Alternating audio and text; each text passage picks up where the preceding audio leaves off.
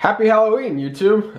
Grant Paladin here, and finally getting back to an updated version of my vampire deck. Huge fan of vampires. I just got done watching Castlevania on Netflix. I watched a ton of different Dracula movies with my dad, and vampires just mean a lot to me, especially the zombie stuff in Yu-Gi-Oh that we get too. So this deck profile is one of those decks that's better for locals, and I focus this deck build more rather than on negation and trying to do that break my board type thing, than maybe getting card disruption where you can destroy 3 cards at once, or 2 or whatever. So this deck focuses more on that disruption play rather than that negation play. Again, vampires mean a lot to me, and I figured since it's Halloween, I should make a quick updated vampire deck profile video compared to last year, which was a terrible video. But anyway, let's get right into the deck profile. So first, for main deck stuff, we have 3 Shiranui Solitaire and 2 Uni Zombie. So your basic stuff, you get your Shiranui Solitaire on the field, tribute itself. Uni Zombie, stack your grave essentially. Next up, 2 Mizuki. 3 is kind of rough when I've been playtesting, especially if you're trying to go for the disruptive strategy rather than, do your break your board negate stuff. So I figured that 2 Mizuki was absolutely perfect. I mean, I have a way to get them back. Good grave revival. Mizuki is one of those musts of in any given zombie deck. Next we have 2 Vampire Familiar and 2 Vampire Retainer. It's pretty straightforward. You search your monsters, you search your spells, and it's great link fodder to make Vampire Sucker turn 1 as well. Next up, triple Vampire Scarlet Scourge and 2 Vampire Grace. So Vampire Scarlet Scourge and Grace are really good because they're level 6, so you can get Aldam Pure out really fast. The new Xyz monster that came out in Dark Saviors a couple months ago. You just bring him out and then target a Vampire Grace if you stack your grave properly. Also running Vampire Kingdom for a little bit of synergy with Vampire Grace to kind of break your opponent's board if they've established it really well. So yeah, good level rank 6 options. Next up, 2 Vampire Fraulein. This is your hand trap, but it's mostly for battle. She lets you pay life points in multiples of 1,000 or multiples of 100 to buff your other zombie type monsters doing battle, and they gain that attack. And then also she special summons herself when a zombie monster declares an attack. Oh, when any monster declares an attack. 1 Fairy Tale Snow. Because grave, lots of cards that are banishable in the grave. Sets face down, again, that disruption play. Then Ash Blossom and 1 Ash Blossom and Joyous Spring. If I had more, I'd definitely run more. But I feel like this deck has enough disruption where Ash Blossom is just good for that 1 negate if I started in my hand. She's also a revivable tuner because she's a zombie. So there's synergy there at the very least. And then 1 Shiranui Spirit Master. This is the target for my Shiranui style Swallow Slash. So this is where the disruption really comes in. I'm running, as you'll see later, I'm running 3 Swallow Slashes. Because you tribute 1 zombie in your field, and you destroy 2 cards your opponent controls, but then you also have to banish a Shiranui. So obviously this is like the garnet of the deck. You don't want to draw it, you want to stay in your deck, because Shiranui has a second effect where you have to banish a Shiranui from your deck as well as part of the, not really cost, but it's just as a resolve. And then when he's banished, you get to destroy another card, so that's 3.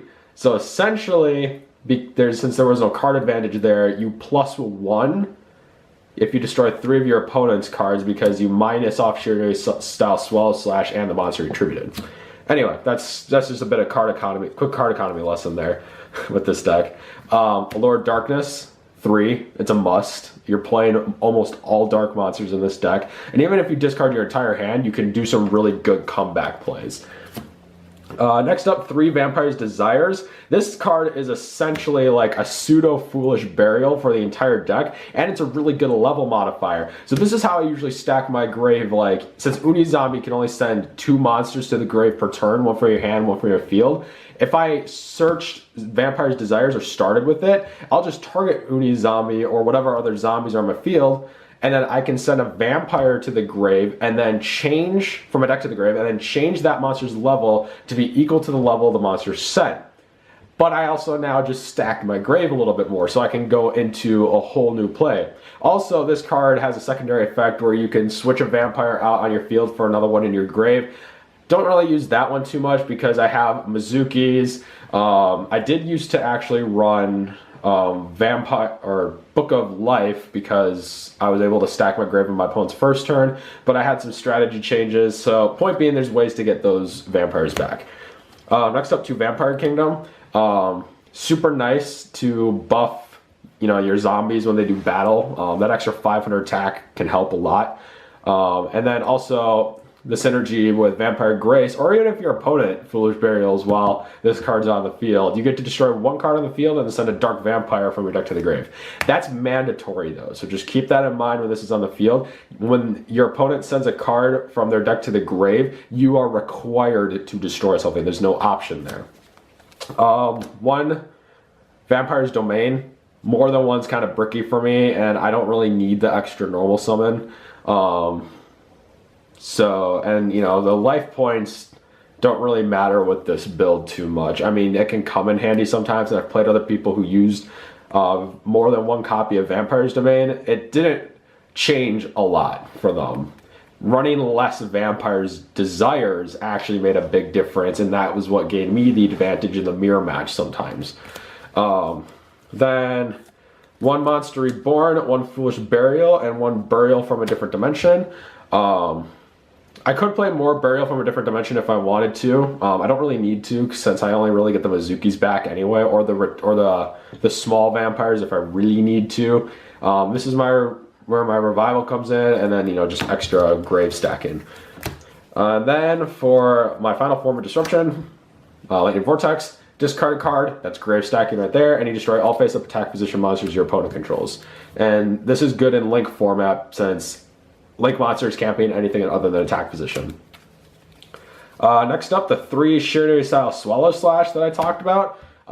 This is where I want to call it synergy actually, but like the entire deck's vampire, so you're almost always going to have a zombie tribute on the field, and hopefully you don't draw that Spirit Master, so you have a card to banish so you can destroy 1. Next up, Vampire's Domination and 1 Solemn Judgment. So these are your negates. This can negate anything while you can control a vampire. And then if it was a monster you negate and destroy, you get the life points back. So that's another way to recur life points. And Solemn Judgment is Solemn Judgment. You pay half your life points, your opponent can't play that 1 card in Yu-Gi-Oh! Alright, moving on to the extra deck. We have 2 Vampire Sucker and 1 Shonen Jump Prono Summon Sorceress. I was super happy when I got that in the mail. It was definitely a good idea to subscribe to Shonen Jump. Did it just in time too. So these cards make a lot of my plays. Sucker gets you card draw, you can tribute your opponent's zombie monsters, and you can forward your own tribute summons, and then you can also take a card in their grave, special summon it, and turn it into a zombie monster. So she has a lot of self synergy, I suppose. And then you go in there, you use her, get like 1 more zombie. Like you're probably still gonna have Unizombie on the field after you summon this, because depends on how you play it. Go into Summon Sorceress, and you're just good for days. Like these cards are not bad, and this is like the perfect ratio right here. I may consider running 1 more copy of Summon Sorceress and maybe another Sucker, just because that card draw is super amazing. Triple Dampier Vampire Sheridan. I really underestimate this card a lot.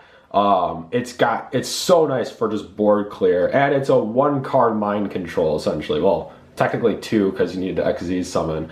But essentially you can send an opponent's card from their field to the grave, and then if a monster was sent to the grave by card effect, you can chain his own effect and then take control of that monster in defense position. So I get to steal a lot of really, really powerful monsters from my opponent. Let's see. Then for the last of my Xyz monsters, I have Dragulas, Crimson Knight Vampire Bram, and Greedy Saramea. Another good level 6 guy if you're playing like synchros, you know, the synchro, like the synchro up type cards. Change your opponent's extra deck monsters faced on defense position. Also, this guy's super hard to kill. Crimson Knight, just, you know, the classic original Vampire Xyz. Doesn't really do much for this deck. I mean, I can only really summon it using Unizombie and Furline anyway.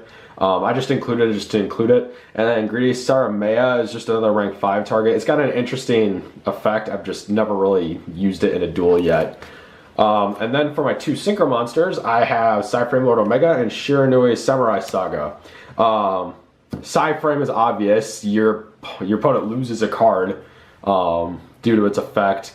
And then Shiranui Samurai Saga just lets you get back monsters from being banished, and it's just kind of cool. I don't know, it was an interesting tech. Alright, that's it for my deck profile video. I hope you guys enjoyed it. Please like and subscribe to see more stuff like this coming soon. I got a lot of interesting deck profiles coming up. And a lot of other interesting like music videos and stuff. So please be on the lookout for that, and I'll see you in the next video.